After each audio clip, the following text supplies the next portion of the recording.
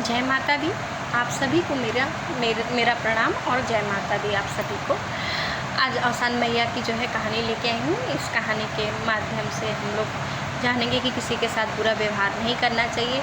जो भगवान की कृपा होती है वो हर पल इंसान के ऊपर, अगर वो इंसान उनकी शरण में है तो हर पल बरसती रहती है। बोलो औसान मैया की जय हो। एक सास और बहू थी। बहू जो होती वो पूजा पाठ नहीं करती थी, उनका पूजा पाठ में मन नहीं लगता। और सास जो थी वो बहुत पूजा पाठ करती थी और वो हर गुरुवार को औसानी मैया का पूजा कराती थी।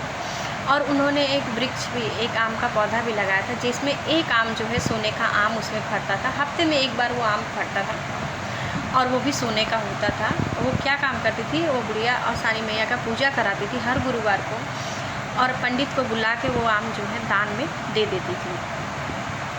एक दिन ऐसे मतलब पूजा करा रही थी औसान मैया की, और जो है पूजा कराते कराते वो बहू जो थी अपने पति से बोलती है, देखिए माँ जी ऐसा कर रही हैं, सब जो है दान में दे देती हैं, एक आम पड़ता है सोने का वो भी दे देंगी तो हमारे बाल बच्चों का क्या होगा, ऐसे तो हम लोग सड़क पर आ जाएंगे और हम लोग को कुछ खाने के लिए रहेगा नहीं। तो उसका बेटा बोला, जाने दो माँ है, बुजुर्ग है, जो भी कह रही हैं कर रही हैं हमारे अच्छे के लिए कह रही हैं, इससे हमारे घर में अच्छा ही होगा।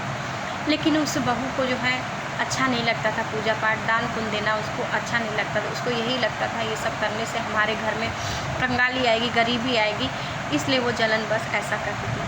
वो अपने पति से रोज़ ऐसा करती थी। उसका पति जब थक हार के आता था रोज़ ऐसा करता सुनती थी। तो एक दिन उसके पति ने बोला कि देखो तुम मुझे परेशान करना बंद करो, जो तुम्हें सही लगे वो करो। ऐसी बात सुनते ही जो है अपने पति के मुख से ऐसी बात सुन तो उसको जो है वो बहुत ही खुश हुई कि चलो अब तो मैं अपने मन की कर लूँगी, जो है इसमें मेरा पति भी कुछ नहीं बोलेगा। अगले दिन फिर गुरुवार था। उसकी सास ने जो है 7 सुहागिन बुला के जो है औसान मैया का पूजा कराया। जैसे ही सुहागिन गई तो पंडित आया। पंडित को एक सोने का आम जो फरा था पेड़ में वो दान देने ही जा रही थी, लेकिन वो जो है आम उसने छीन के रख लिया और जो है चूल्हा जल रहा था जिसमें खाना पक रहा था और चैला जल रहा था, वो चैला उठाया और अपनी सास के पैर पे मार दिया, जिससे मतलब सास चिल्लाती हुई बाहर मतलब चिल्लाने लगी, क्योंकि वो दर्द से तड़प उठी। क्योंकि गर्म चैला अगर किसी के ऊपर जलता हुआ चैला मारोगे तो वो दर्द से कराहेगा ही। इसके बाद उसने अपनी सास का हाथ पकड़ के घर से बाहर निकाल दिया और बोला कि जो है तुम मेरे घर से बाहर निकल, तुम्हारे रहने से मेरे घर में कंगाली आ रही है, गरीबी आ रही है, तुम्हें मेरे घर में रहने का अब कोई हक नहीं है और तुम मेरे किसी काम की भी नहीं हो। वो बुढ़िया जो है जंगल में जाकर बैठकर खूब रोने लगी। औसान मैया को दया आ गई। फिर औसान मैया आई उसके पास और बुढ़िया का वेश बना कर आई। बोली, तुम क्यों रो रही हो? तो बोली, जो है मेरी बहू ने मेरे साथ ऐसा किया और मुझे घर से निकाल दिया, अब मैं क्या करूँ, कहाँ जाऊँ? तो बोली, तुम चिंता मत करो, तुम्हारा सब काम अच्छा होगा, तुम्हें रहने की जगह भी मिल जाएगी और खाने का भी मिल जाएगा, कोई ना कोई तुम्हें दे देगा, चिंता मत करो।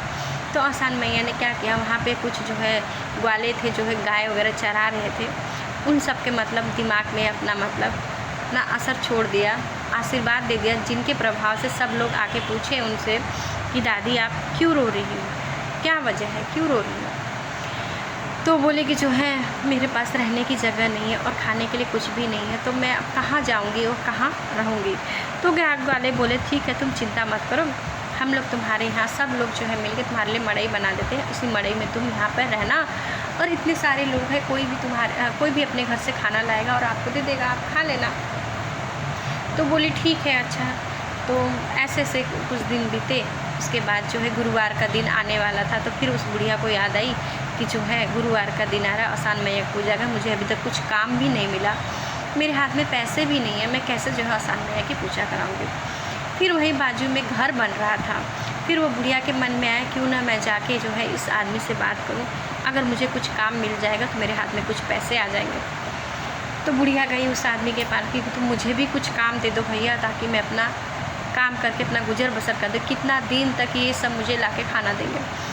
तो बुढ़िया के ऊपर जो है उन कारीगर का जो मालिक था उसको दया आ गई, क्योंकि वो औसान मैया की पुजारी थी और औसान मैया की कृपा से, क्योंकि औसान मैया की वो पूजा करती थी और औसान मैया की कृपा से ही उसको जो है उस पर जो है दया आ गई। जब दया आ गई उन्होंने उसमें काम पे रख लिया। फिर बुढ़िया सोचने लगी भी पैसा तो जो है 2-3 दिन बाद मिलेगा, मैं क्या करूँगी, औसान मैया का पूजा है कल, मैं क्या करूँगी। फिर औसान मैया उसके पास आई, बुढ़ापा का वेश बना के, बुढ़ी का वेश बना कर आई और बोली क्या हुआ, तुम चिंता क्यों कर रही। बोली कल औसान मैया गुरुवार है और हर गुरुवार को मैं औसान मैया का पूजा कराती हूँ, लेकिन इस बार मेरे पास पैसे नहीं है, सामान लाने के लिए नहीं है, मैं कहाँ से सामान लाऊँ, कहाँ से धन ले आऊँ कि जो कि पूजा कराऊँ। तो मैया बोली तुम चिंता क्यों कर रही हो, तुम अगले दिन क्या करना, घर को अपने गोबर से लीप देना और सास सुहागिन को न्योता दे देना, और मैं जो है जाके मैं तुम्हारे लिए लाई चना गुड़ लेके आऊँगी। बोली ठीक है। बुढ़िया ने क्या किया क्या, सास सुहागिन को न्योता भी दे दिया, घर को अपने लीप से बैठ गई, सारी सुहागिनें आके बैठ गई, पर औसान मैया नहीं आई।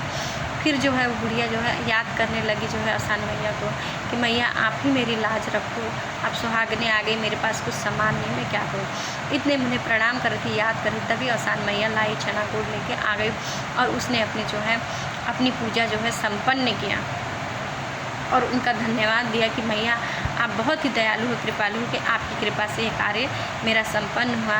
और फिर बुढ़िया ने फिर से एक पेड़ लगाया जिसमें फिर से एक सोने का आम फलने लगा और उस आम को वो दान देने लगे। ऐसे ऐसे गुरुवार बीतते गए और बुढ़िया जो है औसान मैया की कृपा से बहुत धनवान हो गई, इतनी धनवान हो गई कि वो कि हर गुरुवार को औसान मैया की पूजा भी कराती और दान पुण्य भी करती।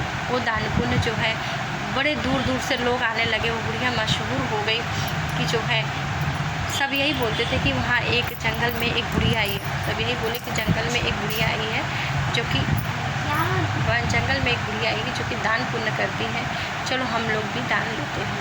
सब लोग आते थे, बहुत भीड़ लेती, सबको दान पुण्य करती थी। बुढ़िया बहुत अमीर हो गई औसान मैया की कृपा से।